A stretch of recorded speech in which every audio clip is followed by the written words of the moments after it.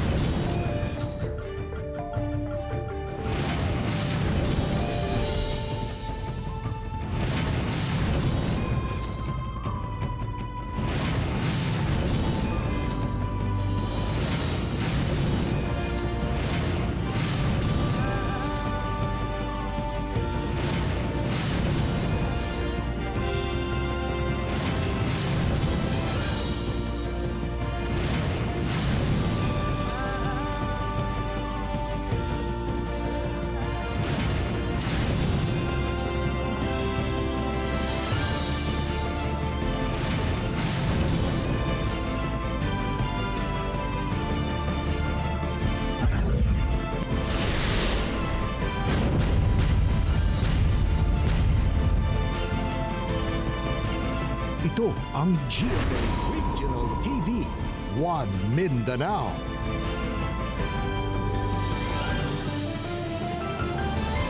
Mayang hapon Mindanao, kini ang GMA Regional TV 1 Mindanao. Hatod namon pinakadagko ug pinakulahing balita sa Mindanao. Ako si Tek Ocampo. Sara Hilomen Velasco. Real Suroche, live gikan din sa GMA Davao Complex. Gisuspindi una sa Davao City LGU ang pagpahigayon ng mga event sa dakbayan samtang mihangyo kini ngay butang sa MECQ ang syudad. Atong sayron ang dugang detalye ni ini sa live report ni Argil Relator. Argil.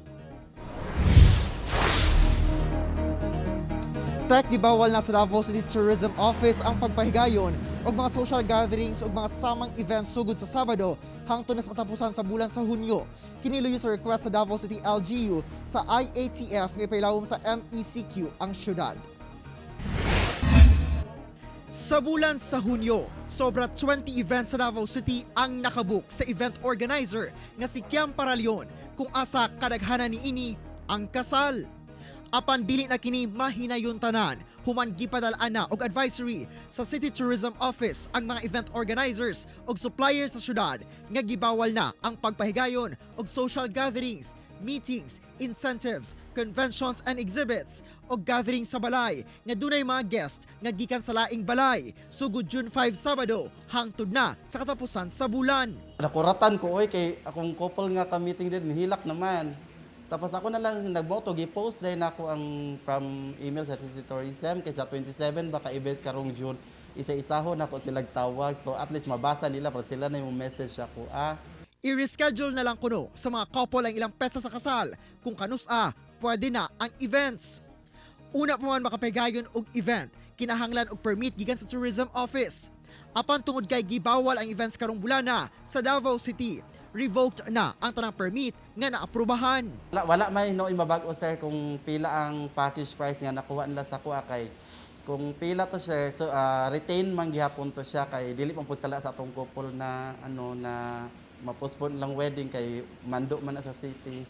Sumala sa Tourism Office, ginahan ay panila ang guidelines ni ini karong posibleng ipatuman ang MECQ sa Davao City sugod sa Sabado. Tek, samtang ginahulat pa ang guidelines, sigun man approval sa IATF sa MECQ request sa syudad, nanawagan ang mga event organizers nga unta mahatagan sila og kining pabor o pamaagi nga maka-income lang gihapon. Sanglit, istrikto man matod pa nila ginatuman o ginasunod ang mga ginapatumang health protocols sa syudad. Tek. Daghang salamat, Argil Relator. Sa pagpaubos sa Cagayan de Oro City sa MECQ, ubay-ubay mga kausaban ang gipatuman. Butang nga gikabalak-an sab sa mga apektadong Cagayanon. Ano yung report ni Cyril Chavez? Paliyog daw ko, paliyog. Sa kanang ipang listoy niya ng mga otan. Anak ko, paliyog lang. Balik rekorida og pagpanakop ang gihimo sa kapulisan sa Kugon sa Cagayan de Oro City. Human gipailawom sa MECQ ang dakbayan hangtod Hunyo 15. Target sa otoridad nga malikayan sa mga manindahay ug mamalitay sa Kugon Public Market ang pagtapok-tapok. Busa inay service firearm, arnistik ang ilahang dala isip pang badlong sa mga taong wala gasunod sa health protocols, labi na sa physical distancing. Pagkahapon bitaw diri sa atong area, no, ato sila discourage nga inautunta ilang staff temporarily ang pagpamaligya diya sa kadalanan. Samtang atol sa curfew, na matikdang mingaw na gayud ang syudad, yang milibot ang CDO Disiplina Muna Advocacy Team, labi na sa mga nag-unang kadalanan ug business hub sama sa Divisoria. Gawas lang sa tulo ka lalaki nga nasapon nga nag-inom sa usa ka patigayon sa Corrales Avenue. Misunod sa kinatibukan ang mga Cagayanon sa curfew sa syudad. Samtang usa ang St. Augustine Religious and Flower Vendors Association sa mga temporaryong nanirado tungod gikonsiderang non-essential ang ilang negosyo karong panahon sa MECQ. Busa, hangyo na lamang nila nga bisan gamay o limitado lang, tugutan gyapon silang mga bli. Okay naman unta siguro nga sa kada stall, 2 ka tao, 2 ka tarbahante. Kay lapi na no, kailangan talaga kay magparin support. Hinoon, adunay mga ahensya nga nakaalayon sa DTI nga pwedeng makatabang sa mga gagmayng negosyo nga apektado.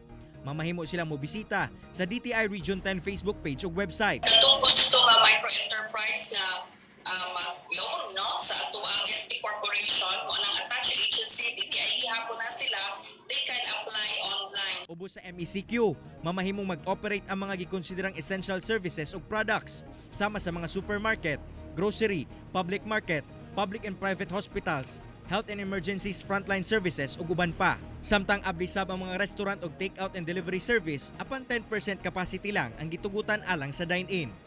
Kauban si James Yap sa kamera. Ako, si Cyril Chavez para sa One Mindanao. Giohag sa LTFRB Region 10 ang mga PUV operators sa Cagayan de Oro City nga mukuha na og special permit aron makapamasada karong gipailam ang syudad sa MECQ. Ato ibalik si Cyril Chavez.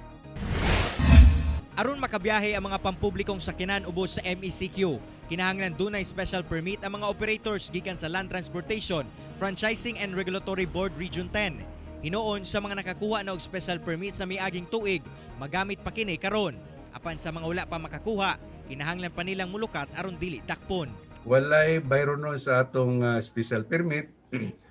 Pwede sila mag-apply online no sa atong website sa LTFRB, ltfrb.gov.ph.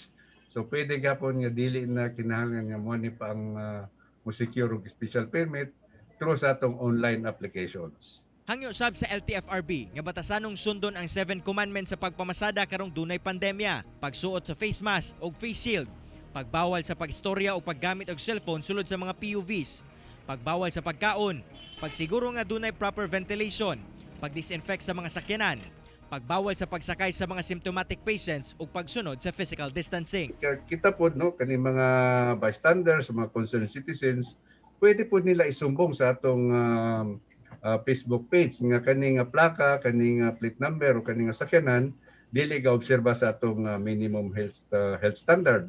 Tungod gilauman sab nga muminos ang mga PUV nga mobiyahe tungod sa MECQ, nagtanyag sab og libreng sakay karon ang buhatan alang sa mga apor ug medical frontliners. Kauban si Makoy Sempron sa kamera. Ako, si Cyril Chavez para sa One Mindanao. Nakatakda ng ablihan ang ikatulong main swab center sa Davao City ang Ania sa Magsaysay Park. Ang report ni Jill Relator. Nakaplastar na ang mga tents nga punduhanan ug swabbing stations sulod sa Magsaysay Park sa Davao City. Ang mga gamit pang swab na lang matud pa ang gikinahanglan aron masugdan na ang pagdawat og mga taong ipailawom sa RT-PCR swab test. It's almost complete.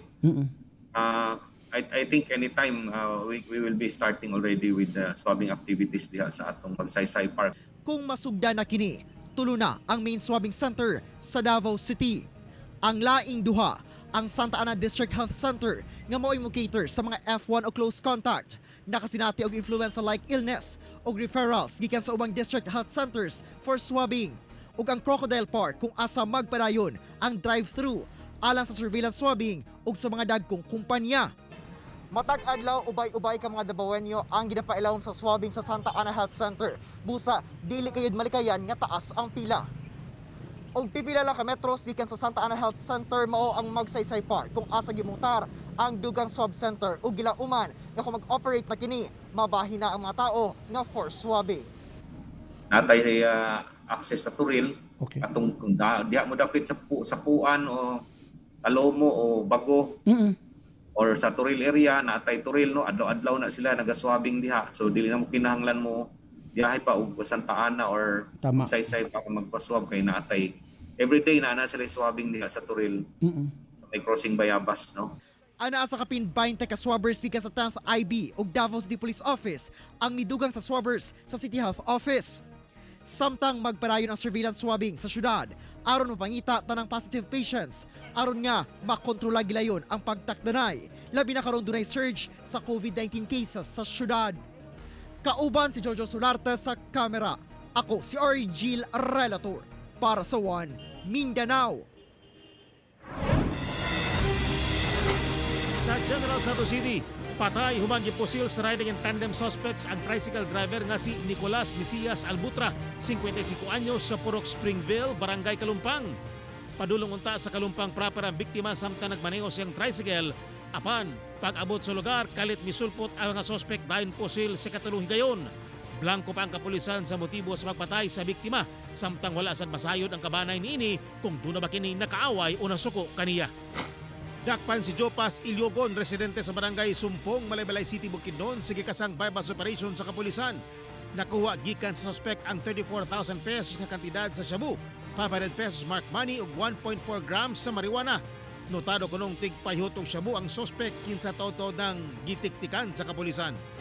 Sa Nabunturan, Davao de Oro, gidakop sa otoridad pinangunahan sa PDEA Region 13 ang leader sa notadong Berdera Drug Group nga si Novelin Berdera alias Kokong, 21 anyos, sige kasang bypass operation sa Purukuan, Barangay Pangutusan. Arestado sa bayang duha ka kaubang sila si Marky Berdera o Wilmar Vizcaya. Napalitan ang mga sospek og shabu nga mokabat sa 40,000 pesos. Samtang nakumpiska sab ang 17 ka gagmayng pakete sa shabu nga kantidad og 600,000 pesos, drug paraphernalia og mark money. Miabot na sa 25 ka mga sabongero ang naaresto atol sa pagronda sa illegal nga topada sa managlaing lugar sa Caraga Region kini taliwala sa pandemya sa nasod. Sa kinatibukan, anaa sa 20 ka mga buhing manok, panabong, 14 ka gaffs ug mukabat sa kapin 8,600 pesos nga kwarta ang nakumpiska sa otoridad.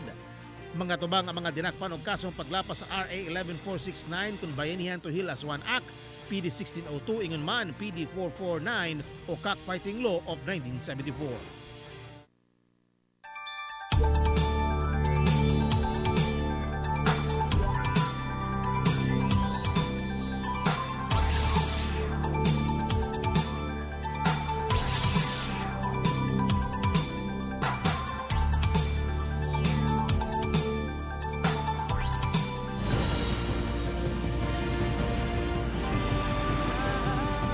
Ito ang GMA Regional TV, One Mindanao.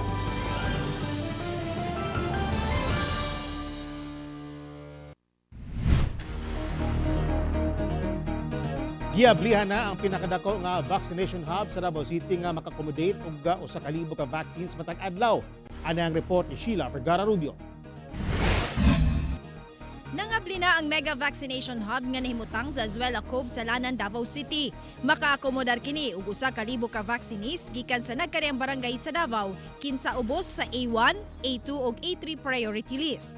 Ang mga nag-register pinaagi sa DQR system ug sa barangay ang mahatagan og slot nga gibahin-bahin sa matag duha ka oras sugod sa alas 8 sa buntag. So natay 8 to 10 na time slot, 10 to 12 and then 1 to 3 para dili pud sila magdagsa. We all know that we are having our surge of COVID-19 cases. We want to prevent crowding in our vaccination site para di siya mahimong source of infection. Kinina ang pinakadakong vaccination hub sa syudad. Ang reserved slot nga dili magamit bunga sa dili pagtambong sa vaccine, mahatag sa uban nga nagpaabot og slot. Dali ra jud kayo mamoy. Ganina pa lang ako nagkuha pagkatapos karon nakuha na dayon, accommodate ko dayon nila. Pero paghapon ni ari na mi diri. Nag-abri na usab ang vaccination site sa Gaysano Mall Turil. Sumala pa nga dunay ubang vaccination site nga mihunong una sa karon tungod kay gipaabot pa ang mosunod nga supply sa bakuna. Coming is also Sinovac and Pfizer. So Gamaleya is also, but I don't know if it's going to be ours. I think it's going to be for some other baka hospital base. We will have the Sinovac. As promised by the National Task Force, natay gina-expect pang daghan Sinovac AstraZeneca og around mga 200,000 ka Pfizer mabutay. And the initial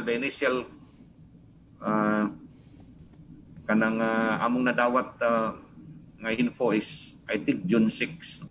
Gawa sa kapin 20 ka vaccination hub sa Davao City, magbutang usab og vaccination site sa mga national government offices aron dito na bakunahan ang mga empleyado sa nagkadaiyang ahensya. Kauban si Mel Colmenares sa kamera. Ako si Sheila Vergara Rubio para sa One Mindanao. Sa usa ka barangay sa Cagayan de Oro City, pinasahi ang pamaagi aron madakpan ang musupak sa quarantine protocols. Kung unsa kini atong sayron sa live report ni Cyril Chavez. Cyril. Yasara adunay ganti nga ihatag ang Barangay Puerto sa makasumbong sa mga tao o grupo nga makalapas sa quarantine protocols nga ginapatuman karong panahon sa MECQ dinhi sa syudad. Kini ang viral post sa Barangay Puerto sa Cagayan de Oro City nga nangayo og tabang sa mga residente aron masakpan ang mga malapason sa quarantine protocols. Picturan lang sa mga residente ang ilang makitang grupo nga magtapok-tapok o dunay mga salo-salo nga gibawal ubos sa MECQ. Ang makapadala og picture sa barangay sa mga misupak, makadawat og 5 ka kilong bugas kung masapon sa akto sa mga tanod ang ilang gisumbong. Dili na namo na tanan mabantayan, no? So kanang gainom sulod sa balay nga daghan barkada. So dili nato na makita kay within na, no? Pero kung ang atong mga neighborhood, ang atong mga civilian volunteers nga nag-effort mag-send ana sa ato og reports, ato na silang konsweluhan. Managlahi sab ang reaksyon sa mga residente sa barangay sa maong pulisiya. Kana nga mga pamaagi maayo kayo na. Kay makahatag nagdakong kaayuhan gud nato. Madisiplina po tong mga badlungon. Madisiplina po. Mayo kayo nang gibuhat sa atong kapitan. Hadlok man gud siya. Mag-picture ka na ang uban magbuot-buot ra picture. Nya dili dito tinuod manang basin maranang makagubot ba. Gipasalig hinuon sa barangay nga magpabiling confidential ang pagkatao sa musumbong kanila aron malikayan ang pag-away sa managsilingan. With the help of civilian volunteers, pasalamat ta, no? Discreet kayo ang ilang information ihatag pero at least dako na kay tabang, no? Dili na ta kita din ani karon sa akong barangay nga daghan ka standby, no? Dili na ta kita nga gadaghan bata, gadaghan dagan, no?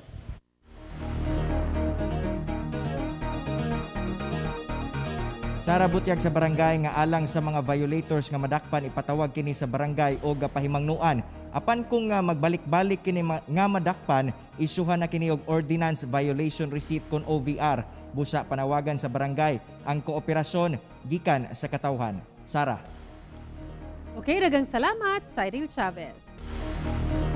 Libreng sakay sa mga health workers, frontliners ug apor ang gitanyag karon sa mga operator sa Misamis Oriental. Ang dugang detalye sa report ni Ethel Ipanag. Ang PNROA Kanituan Transport Cooperative nagtanyag og libreng sakay sa frontliners sa syudad sa ruta nga Kugon Market, Zayas ug PNROA relocation site sa Kanituan. 13 ka modelong PUV nga 50% sa 30-seater capacity ang makasakay. Diin dunay thermal scanner, air condition ug dunay QR code scanner. Ang libreng sakay gipondohan sa gobyerno aron dunay masakyan ng essential workers karong gipailawom sa MECQ ang syudad. Hantod mahurot ang pundo sa gobyerno nga 5 billion nga gi-allocate sa bayanihan to alang sa service contracting. So kung kanusa na siya mahurot, ay pasabdayon nato maundangan atong libre sakay. Nakatabang usab kini sa mga PUV driver na naglisod karon sa pagpamasada tungod lakip sila gisweldoan sa kagamhanan. Soldado naman ta. So wala tayo dapat huna-hunaon. Kita naman cover man siya sa na maintenance, cooperative naman na mag-consuldiran eh. Ayahay pod kaayo atong mga jeepney drivers, dili ang co-op ang magsuldo. Appeal sila sa service contracting, no? 24 hours nga mobiyahe ang mga PUV aron dunay masakyan ang mga frontliner, labi na kung kadlawon. Kinahanglan gihapon ipakita ang company ID ug certificate of employment. Samtang sugod karong adlawa, adunay napulo ka ba sa RTMI ang muhatag usab og libreng sakay alang gihapon sa mga apor, health workers ug frontliners gikan sa Lagindingan hangtod Balingasag, Misamis Oriental, vice versa. Kauban si James Yap sa kamera. Ako sa Ethel Ipanag para sa 1 Mindanao. Subli nagpahimangno ang PRO11 sa mga sakop ni nga likayan ang pag-inom labi na sa mga pampublikong lugar. Kinihuman sa insidenteng pagpusil patay sa kaginang nagikalambigitan sa kapulis sa Quezon City. Anang report ni John D. Esteban. Kini ang video sa laing insidente na sab sa pagpatay nga gilambigitan sa usa ka pulis. Makita din hikon paun sa gipusil patay sa giingong hubog nga pulis ang usa ka ginang sa Quezon City ug daw yano ra kining misibat nga daw walay nahitabo. Siya si Police Master Sergeant Hensi Zinampan kinsa gidakop ug napasakahan na og kasong murder. Ang Police Regional Office 11 nasubo sa panghitabo kay sumala pa maapektuhan ang imahe sa ubang mga pulis nga nanerbisyong tarong. Hugot ang ilang pahimangno sa ginsakpan nga likayan na pag-inom og gilimnong makahubog labi na sa publikong lugar. The PNP organization strictly prohibited yun nga yung pag-iinom. Regular usab kuno ang ilahang spiritual ug moral recovery program sa Hanay. Laki pang anger management aron malikayan ang susamang insidente labi na karong panahon sa pandemya. And meron tayong mga psychiatrists dito or psychologists dito sa health service na nag-a-assist ng parang mental condition din ng ating mga kapulisan. Gipasabot sa PRO11 nga bisan pa man sa maong hitabo, otorisado gihapong magdala og armas ang mga pulis bisan off duty. Ang baril kasi is our, kumbaga kung lalaki ka, it's your wife. Sa amin, it's your husband. Yung degree of diligence sa pagbabantay, sa pag-take care ng iyong baril ay napakataas. Parayon usab ang internal cleansing program sa PRO11. Gani sa datos, 7 na ang nadismiss sa serbisyo sa kasong illegal drugs gikan January hangtod May 2021. Samtang 120 ang na-file nga administrative case. 97 niini ang naresolba na. Ako si John D. Esteban para sa 1 Mindanao.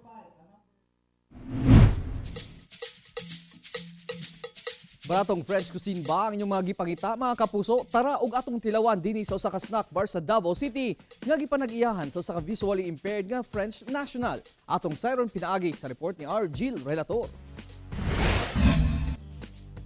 Usa ka tuig na dinhi sa Matina, Davao City, kining snack bar nga gipanag-iyahan sa French national nga si Emerick Gobel, 44 anyos.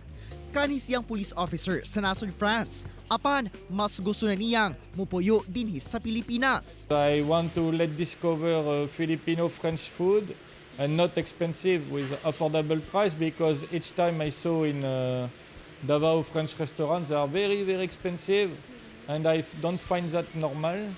Unom ka tuig na ang milabay, na-diagnose siya og hereditary glaucoma, hinungdan sa iyang complete blindness. Apan wala kini nahimong babag alang kang Emerick, sanglit kaabag niya ang iyang misis nga sila Arnie. Authentic French cuisine sab ang ilang gina-serve ug tanang ingredients imported pa gikan France. I hope it will work and people will like my food. Plano ni Emerick nga barakoon pa ang iyang negosyo aron mas daghan pang taga Mindanao ang makatilaw sa ilang baratong French cuisine. Busa, bon appetit mga kapuso! Kauban si Mel Colmenares sa kamera. Ako si R. Gil Relator para sa 1 Mindanao.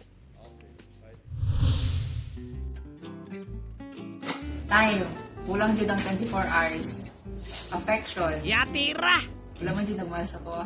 Wala sa kuha karon kagawasan because positive ko asymptomatic COVID, mild COVID na wala akong panglasa o panimaho. Lesson learned na dili ta dapat maging careless. Akong sarina, hurot na. Sige ulat this North Cotabato. Wala ko trabaho, wala ko kwarta. Wala ko uyab. I-sure daw na mi. Klase ako kailangan. Unay wala na ako karon. Wala ko'y uyab. Kana lang akong kailangan. Uyab. Para. Kay kung ano siya, sa iyang amiga. Wala na ko'y asawa. Hangit na ko ikatapat. Ang wala na ko karon no kay kwarta kay wala jud ko'y kwarta. Unahon jud na ko ang kwarta kaysa love life, kaysa love life, kaysa love life.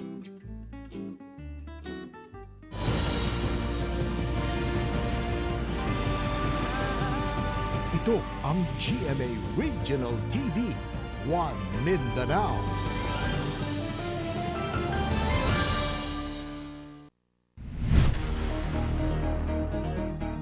Mas bisaka pa sa kapin 17,000 ang COVID-19 active cases sa Mindanao o katong wala pa naayot sa sakit. Samtang misaka sab ang ihap ni ini sa Pilipinas, sumanatala ang 7,217 new cases karong adlaw. Ana sa 17,132 ang aktibong kaso sa COVID-19 sa Mindanao.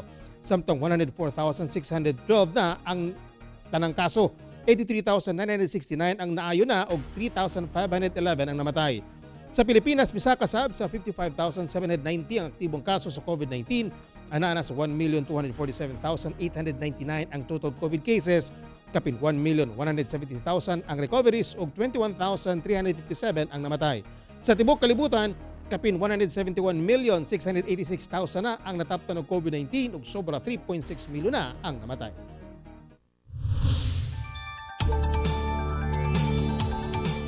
Dulan sa Santos, Gamabanay, mihikling sa evacuation center human gibaha ang ilang lugar sa Agusan del Norte, epekto gihapon sa bagyong Dante, samtang laing LPA nakasulod na sa PAR. Ania ang detalye.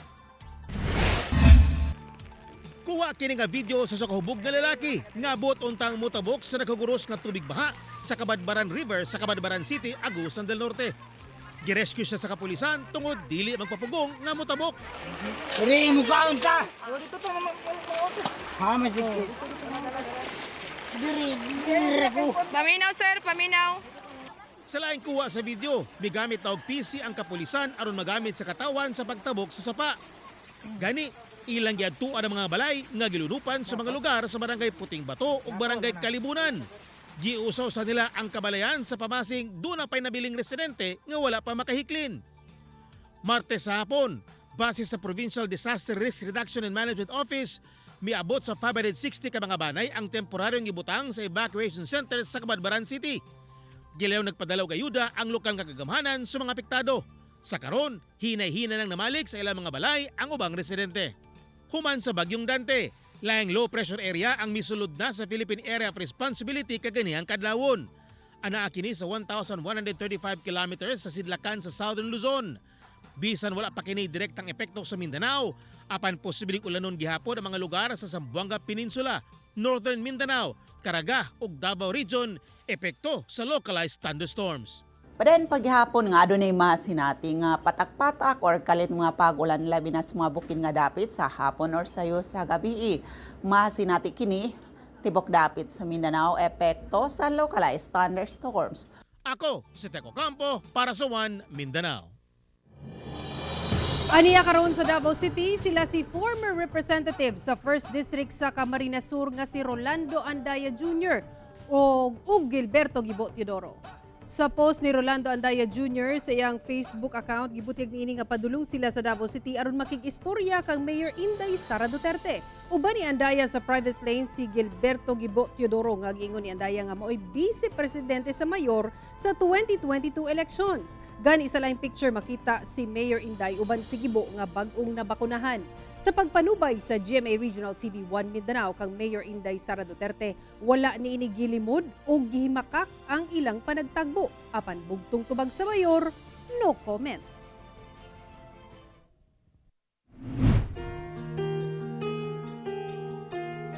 Mga sundalo sa Marawi City ug sa Iligan City nagpahigayon ng nagkadaiyang community pantry. Ana report. Mga nakapuyo sa dump site sa Barangay Papandayan, Kaniyugan sa Marawi City ang gipahalipayan sa mga sundalo sa 8th Cavalry Mabagani Company sa kasundaluhan, kauban ang mga miyembro sa usa ka non-government organization o NGO ug ubang mga individual atol sa ilang community pantry. Matud ni Captain Jonathan Bosque, ang operational control sa 103rd Infantry Brigade, kini nga komunidad ang ilang napili tungod sa kalisud nga nasinati sa mga residente nga sa basura mangita ug panginabuhian. Ana sa 158 ka mga banay ang nakabenepisyo sa mga bugas, delata, noodles ug uban pa. Nakadawat sab ang mga bata og libreng aros kaldo.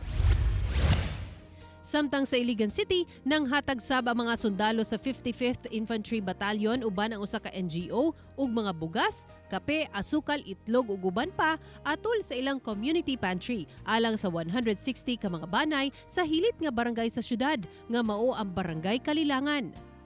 Matod ni Battalion Commander Lieutenant Colonel Rafael Franco Alano, ang mga residente sa lugar, mga mibakwit sa miaging tuig human gisulod sa mga miyembro sa NPA ang ilang lugar. Karon, sa usa ka purok sila nagtapok human naguba ang ilang mga balay atol sa pag-atake. Ako si Sara Hilomen Velasco para sa One Mindanao. Mga kapuso, way puwas ang among paghatod og balita. Bisitahay ang www.gmaregionaltv.com ug mag-subscribe sa official YouTube channel sa GMA Regional TV. Busa mga kapuso ayaw polahi sa mga dagkong balita sa nagadayang reyon sa nasod, subscribe na. Ug mo kato mga ulahing balita sa Mindanao karong adlaw. Ako si Real Sorotse. Dagang salamat sa inyong kanunay nga paguban kanamo matag adlaw. Ako si Sara Hilomen Velasco. Tungod mga balita sa atong palibot, importante alang kanamo. Kini ang GMA Regional TV 1 Mindanao. Teko Campo, buong puso para sa Pilipino.